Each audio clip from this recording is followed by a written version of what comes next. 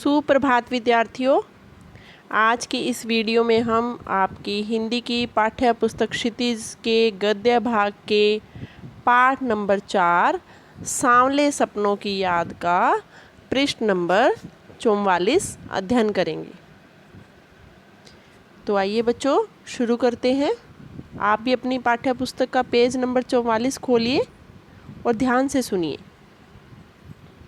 जैसा कि हमने पिछले पृष्ठ में अध्ययन किया था कि यहाँ पर सालिम अली के बारे में बात हो रही है, जो एक पक्षी प्रेमी थे। ठीक है, उसी तरह से पिछली वीडियो में मैंने ये बताया था कि इतिहास में कब कृष्ण ने वृंदावन में रास लीला रची और शोक गोपियों को अपनी शरारतों का निशाना बनाया था, कब माखन भरे भांडे फोड़े थे। तो यहाँ पर बच्चों जिस तरह से सालिम अली के बारे में आज से 100 वर्ष के बाद उन्हें यकीन नहीं होगा, मतलब किन्हें, मान लीजिए 100 वर्ष के बाद जो व्यक्ति होंगे, जो मनुष्य होंगे, उन्हें यकीन नहीं होगा कि सालिम अली जैसा भी कोई व्यक्ति इस दुनिया में था। तो इस पैराग्राफ को शुरू करने से पहले मैं आपको जो इसके अंदर शब्दार्थ आए हैं उनका अध्ययन करवा रही हूँ। नंबर 1, दूध छाली। दूध को गर्म करने से बर्तन के पैंदे में जमी परत की खुरचन। छां, छाया, विश्राम, आराम, अंदाज, तरीका, ढंग। संगीत में संगीत से भरपूर। घटनाक्रम, घटनाओं का सिलसिला। हिदायत, चेतावनी। वाटिका, छोटा बगीचा। तो देखिए बच्चों,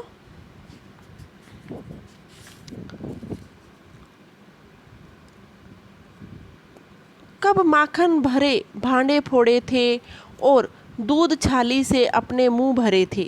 कब वाटिका में छोटे छोटे किंतु घने पेड़ों की छां में विश्राम किया था।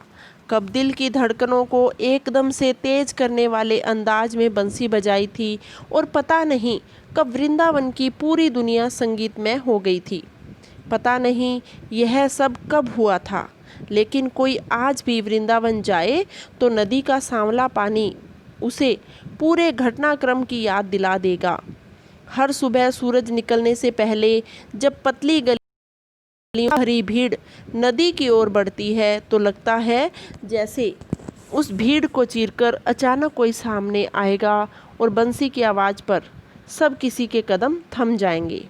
हर शाम सूरज ढलने से पहले जब वाटिका का माली सैलानियों को हिदायत देगा तो लगता है जैसे बस कुछ ही क्षणों में वो कहीं से आ टपकेगा और संगीत का जादू वाटिका के भरे पूरे माहौल पर छा जाएगा।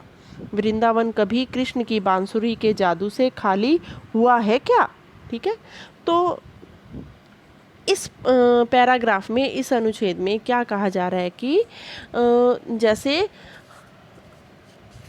सालिम अली के बारे में इस पाठ में बात हो रही है कि जिस तरह से सालिम अली के बारे में आज से 100 वर्ष के बाद उन्हें याद किया जाएगा। ठीक है, उनके बारे में जब कोई सुनेगा तो उन्हें यकीन नहीं होगा कि क्या कोई ऐसा भी व्यक्ति था। जिस तरह से हमें श्री कृष्ण की जो हम घटनाएं सुनते हैं, श्री कृष्ण के बारे में जो सुनते हैं, जिस तरह से हमें यकीन नहीं होता कि क्या आज भी वहाँ श्री कृष्ण का ऐसा माहौल है, क्या श्री कृष्ण कुछ ऐसा किया करते थे। जैसे यहाँ पर बताया जा रहा है कि श्री कृष्ण दूध भरे भांडे फोड़ देते थे। ठीक है, दूध छाली से अपने मुंह भर लेते थे। जो दूध छाली यानी कि दूध के परत की जो खुरचन होती है उसकी जमी हुई उसको खा लेते थे। जब वाटिका में छोटे छोटे किंतु घने पेड़ों की छां में वे विश्राम किया करते थे। कब दिल की धड़कनों को एकदम से तेज करने वाले अंदाज में बंसी बजाया करते थे और पता नहीं कब वृंदावन की पूरी दुनिया संगीतमय हो गई थी। यानी आज भी वृंदावन में वैसा ही माहौल छाया हुआ है और देखने में लगता है कि यहीं कहीं कृष्ण घूम रहे हैं। वृंदावन जाएं, आज भी अगर कोई व्यक्ति वृंदावन जाता है या कोई भी जाए तो नदी का सांवला पानी उसे पूरी घटनाक्रम की याद दिला देता है। जैसे कि जो एक सांप था, कालिया सांप था ना, उसके कारण जो नदी का जो पानी था वो काला हो गया था। अगर उस नदी को हम देखें तो आज भी हमें वो पूरी घटना याद आ जाती है। हर सुबह सूरज निकलने से पहले जब पतली गलियों से उत्साह भरी भीड़ नदी की ओर बढ़ती है तो ऐसा लगता है कि अभी इस भीड़ को चीरकर कोई सामने आएगा और बंसी की आवाज़ पर सबके कदम रुक जाएंगे, कि ऐसा प्रतीत होता है कि वहाँ पर श्री कृष्ण अभी आ जाएंगे। तो कहने का भाव ये है कि वहाँ पर जो वहाँ का वातावरण है वो कृष्णमय है, कृष्ण से भरा हुआ है। जिस तरह से हम कृष्ण की जो वास्तविकता थी उसको साबित नहीं कर पाए हैं, प्रमाणिकता नहीं कर पाए हैं, प्रमाण नहीं उसके इकट्ठे कर पाए हैं, उसी तरह से क्या सालिम अली के बारे में भी जब कोई सुनेगा तो क्या वो यकीन कर पाएगा? हर शाम सूरज ढलने से पहले जब वाटिका का माली सैलानियों को हिदायत देगा, हिदायत यानी कि चेतावनी देता है, शाम के समय सैलानियों को वहाँ पर नहीं जाने देता है, ठीक है। तो जैसे बस कुछ ही क्षणों में वो कहीं से आ टपकेगा और संगीत का जादू वाटिका में भरे पूरे माहौल पर छा जाएगा। यानी कि ऐसा लगता है कि शाम के समय, रात के समय भी एक छोटी सी वाटिका है, वहाँ पर ऐसा प्रतीत होता है कि श्री कृष्ण बंसी बजा रहे हैं। ये कोई ऐसा नहीं है कि असली में बंसी बजा रहे हैं, वहाँ पर ऐसा प्रतीत होता है, वहाँ का माहौल ऐसा लगता है।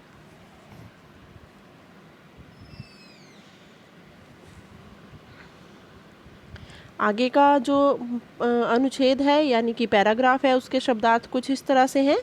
बर्ड वॉचर, पक्षियों के क्रियाकलापों को गहराई से देखने वाला, एकांत, अकेले, क्षितिज, धरती और आकाश के मिलने का काल्पनिक स्थान, कायल होना, प्रभावित होना। देखिए बच्चों, अगला अनुच्छेद देखिए। मिथकों की दुनिया में इस सवाल का जवाब तलाश करने से पहले एक नज़र कमज़ोर काया वाले उस व्यक्ति पर डाली जाए जैसे हम सालिम अली के नाम से जानते हैं, यानी जिसे हम किसके नाम से जानते हैं? सालिम अली के नाम से। उम्र को शती तक पहुंचने में थोड़े ही दिन तो बच रहे थे। संभव है लंबी यात्राओं की थकान ने उनके शरीर को कमज़ोर कर दिया हो और कैंसर जैसी जानलेवा बीमारी उनकी मौत का कारण बनी हो, लेकिन अंतिम समय तक मौत उनकी आंखों से वह रोशनी छीनने में असफल नहीं हुई जो पक्षियों की तलाश और उनकी हिफाजत के प्रति समर्पित थी। सालिम अली की आंखों पर चढ़ी दूरबीन उनकी मौत के बाद ही तो उतरी थी। उन जैसा बर्ड वॉचर शायद ही कोई हुआ हो, लेकिन एकांत क्षणों में सालिम अली बिना दूरबीन भी देखे गए हैं। दूर क्षितिज तक फैली जमीन और झुके आसमान को छूने वाली उनकी नज़रों में कुछ कुछ वैसा ही जादू था जो प्रकृति को अपने घेरे में बांध लेता है। सालिम अली उन लोगों में से थे जो प्रकृति के प्रभाव में आने की बजाय प्रकृति को अपने प्रभाव में लाने के कायल होते हैं। उनके लिए प्रकृति में हर तरफ एक हंसती खेलती रहस्य भरी दुनिया पसरी थी। यह दुनिया उन्होंने बड़ी मेहनत से अपने लिए गढ़ी थी।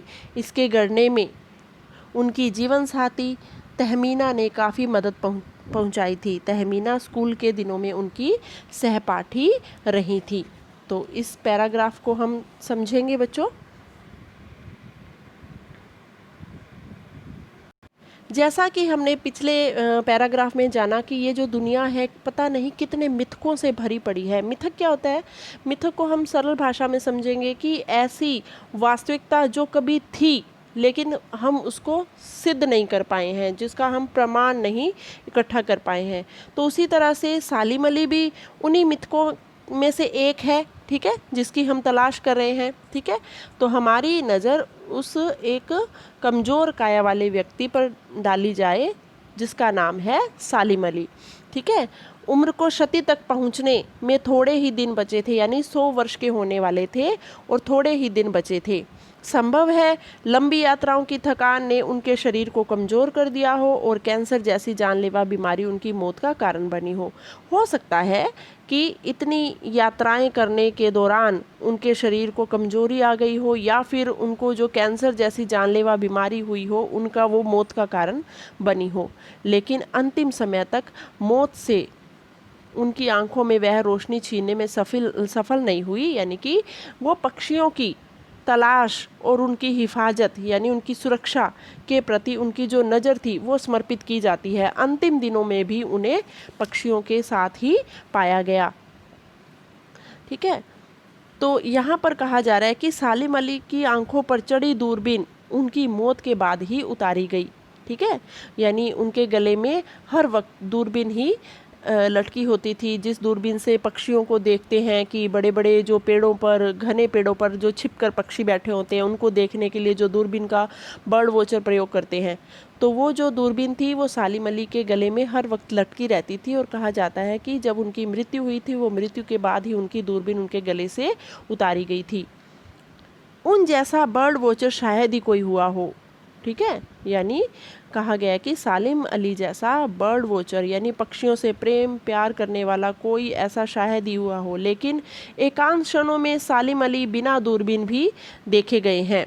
जब वो अकेले होते थे तो उन्हें बिना दूरबीन के भी देखा गया है। दूर क्षितिज तक फैली, क्षितिज यानी कि वह काल्पनिक स्थान जहाँ धरती और आकाश मिलते हो, ठीक है, फैली जमीन और झुके आसमान को छूने वाली उनकी नज़रों में कुछ कुछ वैसा ही जादू था जो प्रकृति को अपने घेरे में बांध लेता है। यानी उनका व्यक्तित्व ही ऐसा था, उनका स्वभाव ही ऐसा था कि वो हर किसी को अपना बना लेते थे।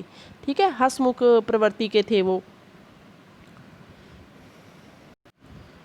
तो यहाँ पर कहा जा रहा है कि वे प्रकृति के प्रभाव में आने की बजाय वे प्रकृति को अपने प्रभाव में ढाल लेते थे। यानी कि वो हर किसी को अपने वातावरण में ढालने की कोशिश करते थे, ना कि उसके वातावरण में ढलने की। उनका स्वभाव ही ऐसा था, उनका व्यक्तित्व ही बहुत अच्छा था।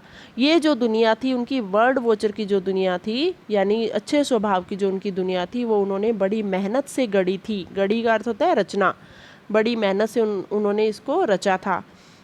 इसके गढ़ने में उनकी जीवन साथी तहमीना ने काफ़ी मदद पहुंचाई। जीवन साथी यानी कि पति या पत्नी, ठीक है, उनकी पत्नी का नाम क्या था? तहमीना। उन्होंने काफ़ी मदद पहुंचाई थी इसमें। तहमीना स्कूल के दिनों में ही उनकी सहपाठी रह चुकी थी। सहपाठी यानी कि साथ पढ़ने वाली। हाँ जी बच्चों, तो ये मैंने आपको आज इस वीडियो के दौरान पृष्ठ नंबर 44 का अध्ययन करवाया है। मैं आशा करती हूँ कि आपको अच्छी तरह से समझ में आ गया होगा। धन्यवाद।